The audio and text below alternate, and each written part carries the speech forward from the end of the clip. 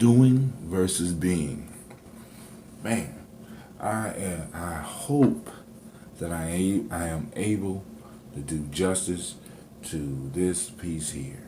All right, but I'm gonna we're gonna have some fun. So come on back and join us. Right, join us. I know I've been gone for about 2 days, but we about to get it today. That theater tea with cinnamon got me burping. Peace. See you in a second.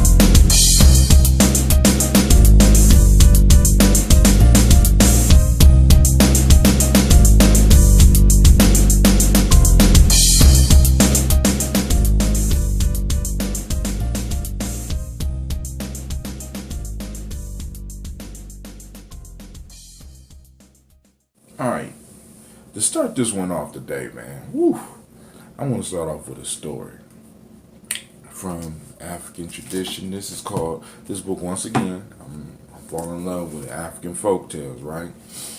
By Roger D. Selected and retold by Roger D. Abrams. Pantheon Fairy Tale and Folklore Library. I will be looking that up today because I just noticed that.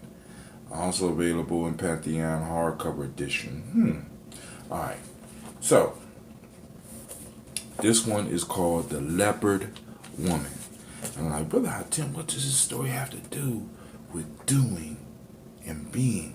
And what do you mean, Brother Hatim, about doing and being? Right? Why is it even important? Okay, let me read the story for you real quick. And this just happened to be the story that I'm on for today, because if you're doing it in the User Cyber Challenge, you got to do a proverb a day and a story a day. This story for today. Great matter of fact, great emoji, by the way. Great emoji. A man and a woman were once making a hard journey through the bush. The woman had her baby strapped upon her back as she walked along the rough path overgrown with vines and shrubbery. They had nothing to eat with them. As they traveled on, they became very hungry. Suddenly, emerging from the heavily wooded forest into a grassy plain, they came upon a herd of bush cows grazing quietly. The man said to the woman, "You have the power of transformation.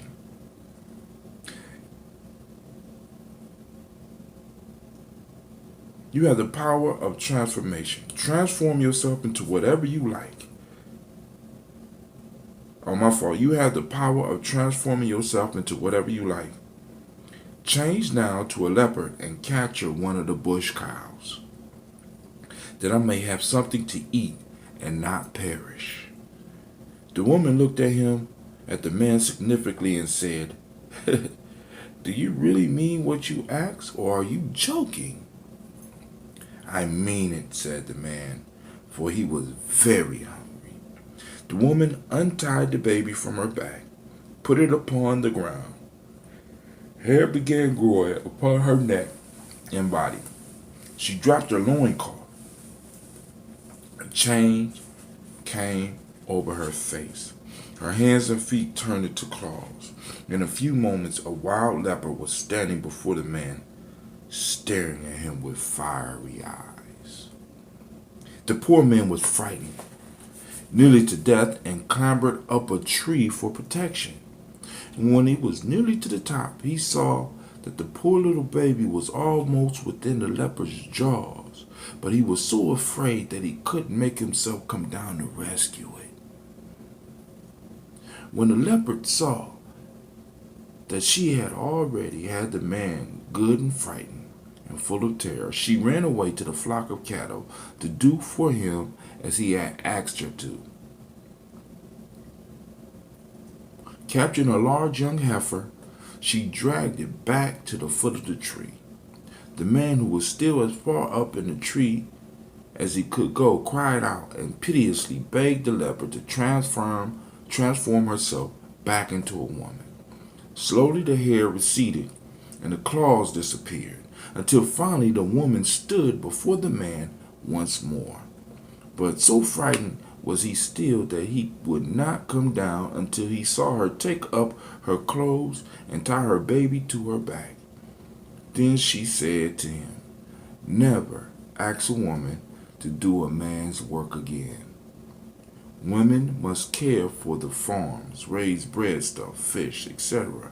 But it is man's work to do hunting and bring in the meat for the family."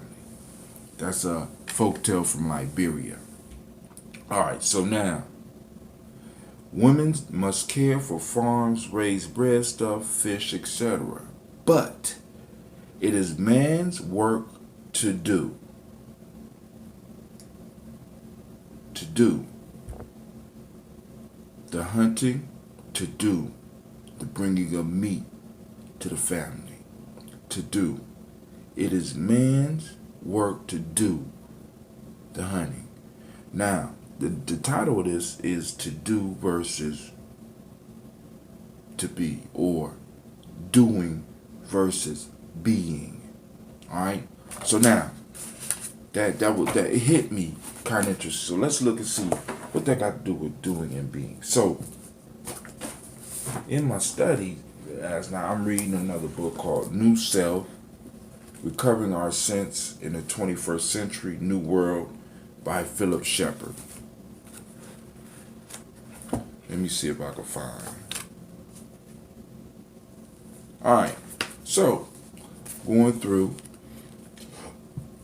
page 16. Because I had to go get wicked here. I said, man, because something kept on bothering me. And I'm like, oh man, alright, let me go back and look. Alright. And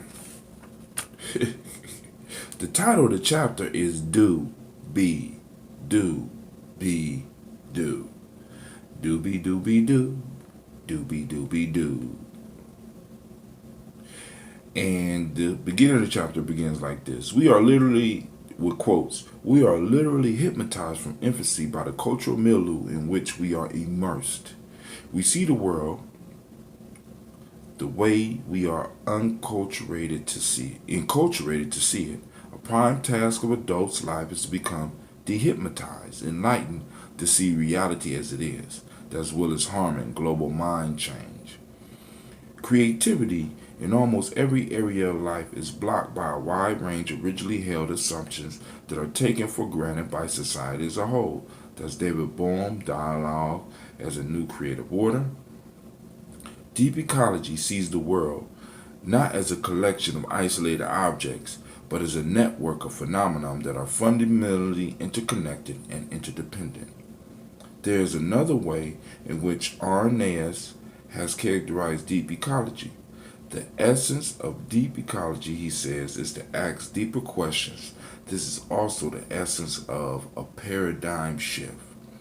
Fritjof Capra, The Web of Life. Alright, so I'm looking through and I go in deeper. Alright, first let's talk about a culture. Any culture is a construct of language, architecture, dress, customs, myths, values, teachings, and rituals that taken together communicate a story that frames reality in a particular way and so frames us too. The broad story that has been developed by the culture of the industrialized West, that's where we are, right? Though it is only a story, invisibly shapes all that we do. It constructs, effectively takes us out of relationship with the particular life of the present, out of relationship with all sustaining nature, out of relationship even with our own hearts and bodies, and encases our sense of self within our skins, more specifically with the part of us that sits above our neck. Looking out at the world around us from that vantage, we find it to be materialistic and random, shattered into constituent bits, a world in which survival is granted only to the fittest of its specimens. We accept that versions of reality because it feels right, but a shattered outer world feels right to us only because our inner world has been shattered by our culture's tacit story. A sensibility that is now whole cannot direct wholeness, and so has no reason even to believe wholeness exists in a meaningful way. Alright, so it's talking about Western culture, how it kind of messed us up, how it got us living life from here up. Right? Now remember, for us, the way for us to live the best life, right? The only things, the five parts of being, in order for us to live the good life, the five parts of being have to be working together. We have to be doing the four. You know what I'm saying? We talk about that. But the five parts of being have to be working together so that we can be a whole. Intuition, mental, emotional, spiritual, physical. Alright, y'all got it? Physical. Alright? Intuition, mental, emotional, spiritual, physical. All five of them got to be working together, right? Forming that fist so that we could punch reality in the face and get what we want. Not necessarily punch, but at least we got to be able to have all of them working together so that we can grab. Because it makes it kind of rough if any one of them is missing, right? So we move on. And alright, so let's get to what I wanted to share. Alright, so now, page 16, as the imagery suggests, to talk about an image up here before, I won't read that. Myth differentiate between male and female in a fundamental way. The male element is associated with doing. The ever-active sky brings rain and wind and thunderheads and lightning and the revolving watchfulness of the stars and planets and the blazing gaze of the sun. We are also told that the angels who dwell in the sky are active in affairs of earth, are exclusively male. The female element is associated with being. The earth just is. It receives the offerings of the sky in all their manifestations and integrates them to bring forth transformative life. As poet and myth scholar Robert Graves observed, man does, woman is. Myth tells us that these two elements of the self, doing and being, unite in us to form a unity. Neither by itself can constitute an evolving whole. Alright, so let's stop right there. Alright, let's stop right there. So now, I've been talking to y'all about the workshop that I was in with Brother Wakesa, right? Brother Wakesa came, and the workshop specifically that he brought for the teachers was called River of Touches, right? River of Touches. So what we learned how to do, or got started in doing, started the conversation, was learning to identify emotions. And in learning to identify emotions, it gives us a guidance system towards our best self, a guidance system towards our whole self, not our higher self, not our lower self, but our whole self. See, because in this society, we have learned to separate ourselves into parts. I got a higher part, I got a lower part, I got a spiritual part, I got a physical part. We separate and we break all these things down because the society has taught us that everything works in its package. Like, for example, we talked about the human body, where when we talked about fascia, and our fascia holds everything together, right? But we look at our bodies and we go to specialists. So we got a specialist that'll look at our brain. We got a specialist that'll look at the nervous system. We got a specialist that look at the bones. We got a specialist that look at the heart. We got a specialist that breaks down, that got all these different parts, and you got all these specialists that you might have to go see, and every last one of them will give you different medicines that affect the whole, right? Because they're looking at just one part and they're dealing with that one part, and they give medicine that supposedly helps that one part, but it fucks up another part, and then another doctor gives you another medicine that works on that part but messes up the whole part. And because we have started learning to look at our reality in different pieces and different parts, we have robbed ourselves of the ability to see the whole, or we have allowed ourselves to be robbed of this ability, because in our culture it was natural for us to learn how to look at the wholes, right? What this got to do with doing and being, Brother Hatem, right? So because we have learned to separate all these things, right? Because all these things have been separated for us in this reality, right? When we start trying to deal with things, we're dealing with pieces and not wholes. And because we're dealing with pieces, we satisfy one part of the equation without balancing out the other side. Anybody that did algebra, you know that you can't balance one part of the equation and not balance the other side. The equation is life, right? And we got to constantly find ways to bring it to balance. Like we just got them talking about Mayat. You know what I'm saying? We talked about Mayat. How Mayat is truth, justice, righteousness, reciprocity, and most important, balance. You got the other two, order and harmony. But it's balance.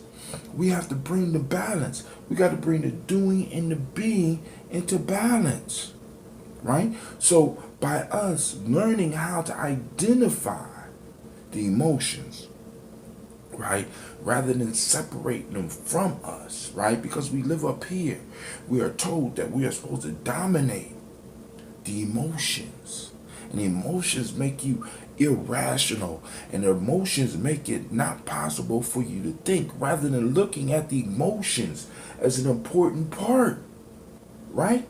Of course, if you only have the emotions, you have a problem, right? Intuition, mental, emotional, spiritual, physical. If you only have the emotions, you only have a part. But you can't take the emotions out and expect the whole goddamn thing to work. You need the emotions along with everything else. But what we have learned to do is to separate ourselves. So now the emotions are strangers to us. And because they're stranger to us, we can't use them to guide us back to where we supposed to be. Where we supposed to be, Brother Hatem. Every time I end my toast, I say, I wish you peace, joy, peace, power, and joy, right? 100 years. Peace, power, and joy. Our original state is a state of peace, power, and joy. Right? Brother Cases tell us that that's the natural state. And it makes sense. When we come into the world, we're peaceful, we're powerful, we're joyful. Right? All the way up until we are taught out of that. How dare you be at peace? How dare you feel powerful? How dare you be joyful when the world is just sad? It's terrible. All the different pockets, everything is separated, right? And we are taught to ignore our emotions. We're taught, and that part of us is basically alienated. And by us alienated, we alienate the signal the signal or the guidance system that brings us back to our wholeness. Do you understand? Right? What are the emotions, Brother Jim? We talk about them all the time. We talk about peace, joy, and power. Peace, power, and joy, right? But the other three, which people call negative, they're not negative, right? They're just guiding. They guide us to where we need to be, right? We got mad, sad, and scared, right?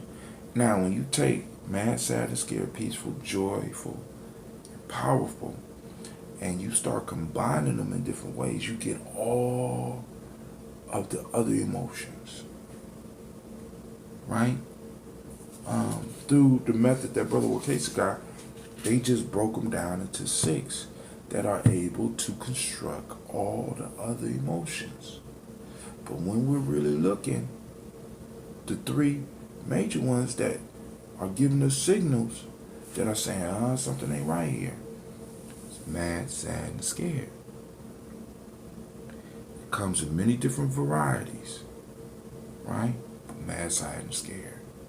And when I learn to ask myself the proper questions, I'm able to guide myself back to wholeness. I'm able to guide myself back to my power, my peace, and my joy, right? So now, another piece that he brought with this was he started talking about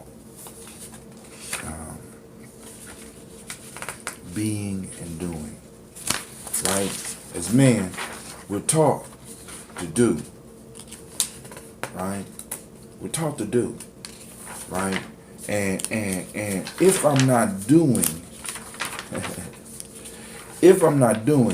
I'm not a whole man, right? As a man, I define myself by what I do. As a matter of fact, as women, y'all define yourselves by what you do now, right? Which is a man quality, which is a male quality, right?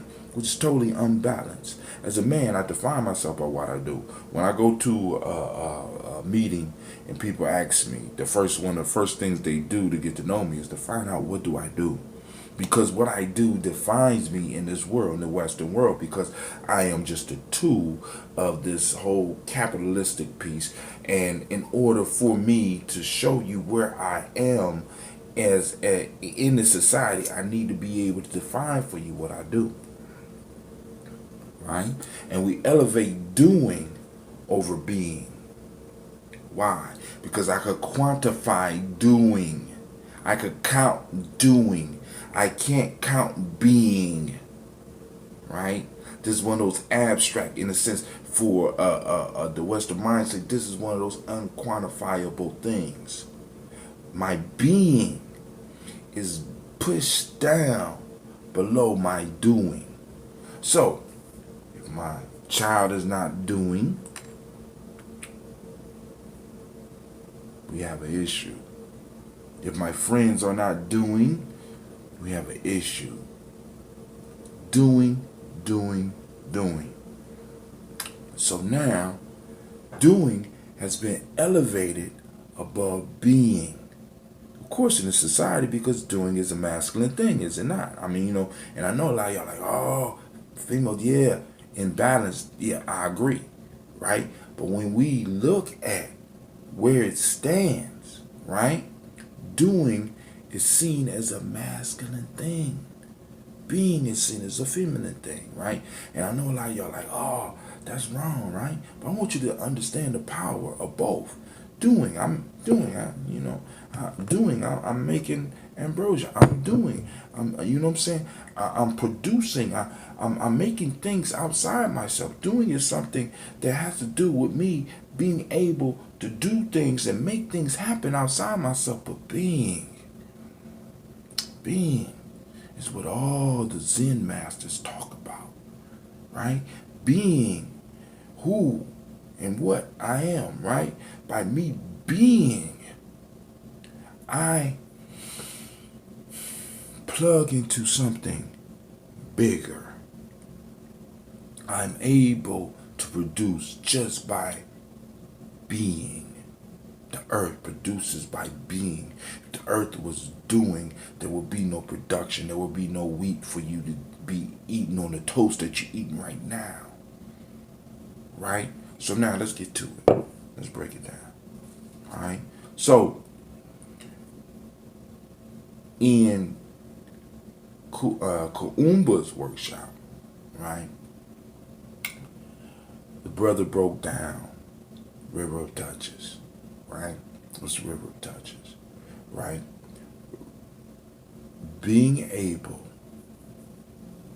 to provide people with touches.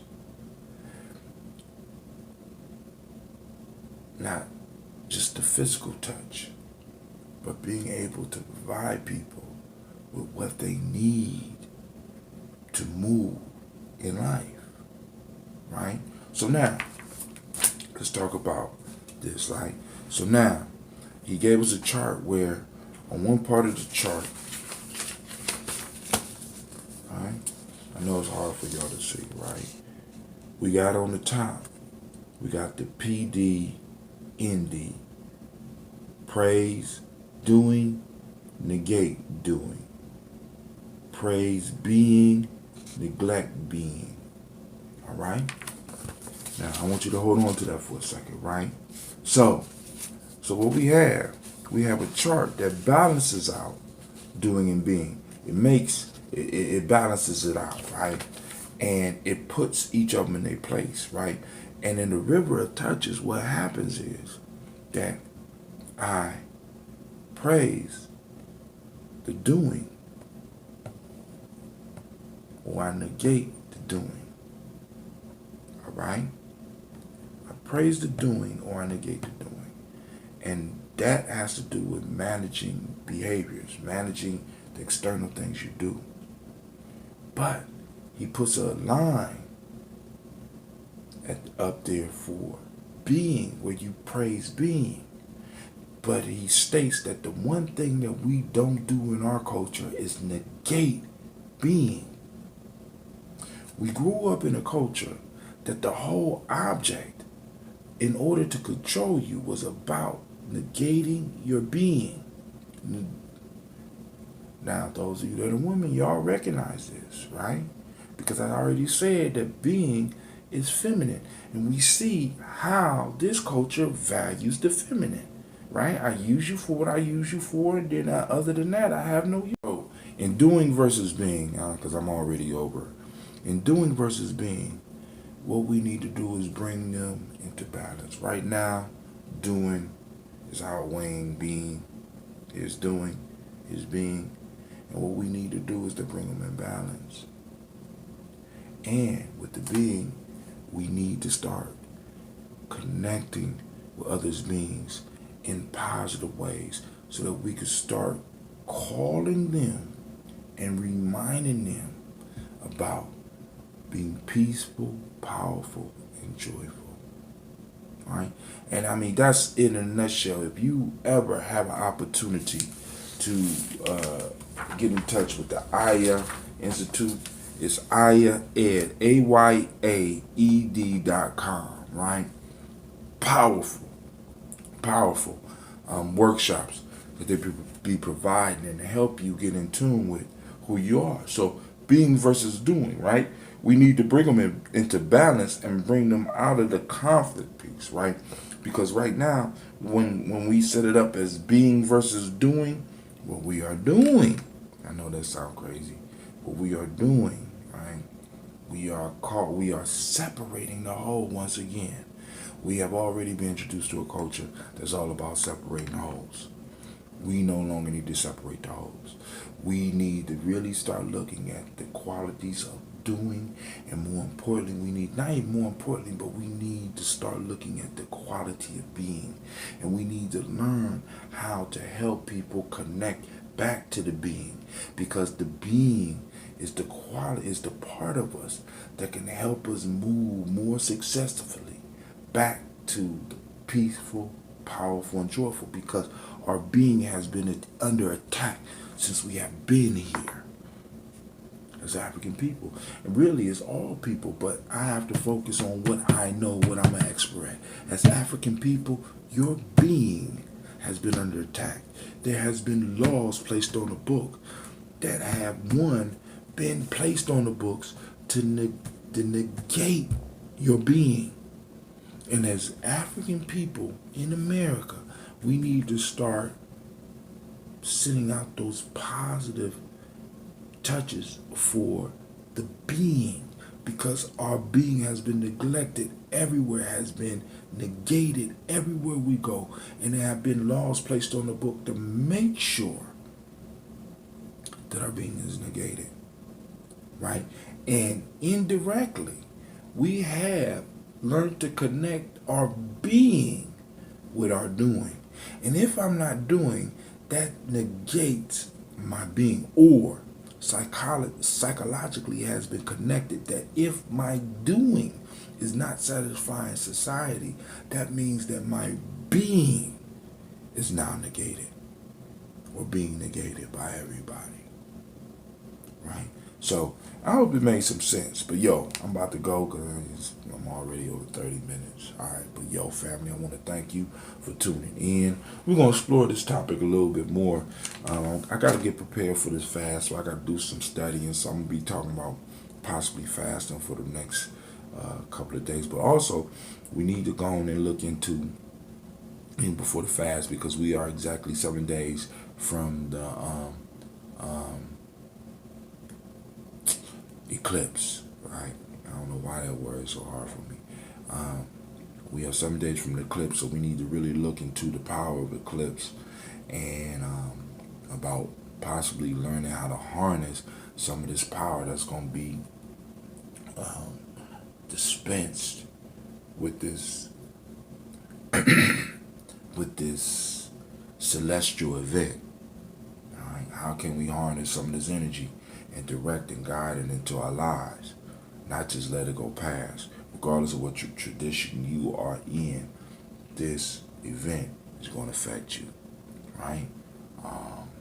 Last time an event like this went across America, it kind of changed the direction in which you was heading, as far as technologically and stuff like that. So we need to really be ready for some of the changes that we may be going through. I'm not into the end of the world shit, I don't know people out there pushing that, but you know what I'm saying? I'm more into, let's look at what these things in the past have done, and let's look at how we can harness this energy, all right, and use it and guide it and direct it, right? That's what life here is about, learning how to guide, I say, right? Learn how to manipulate and guide, I say, so that we could live a better quality of life, right? This is going to be some major Ashe coming, right? Some good, some bad. We got to learn how to use it. This brother Tim, I'm out. I'm saying, I wish you peace, power, and joy in 100 years, and I'm out. Thank you for watching the video. I want you to subscribe. Click the bird right there, the fiery bird. And I also have a special video just for you, right there. And for those that want more information about Nyame Journey, go to our site. It should be right about there.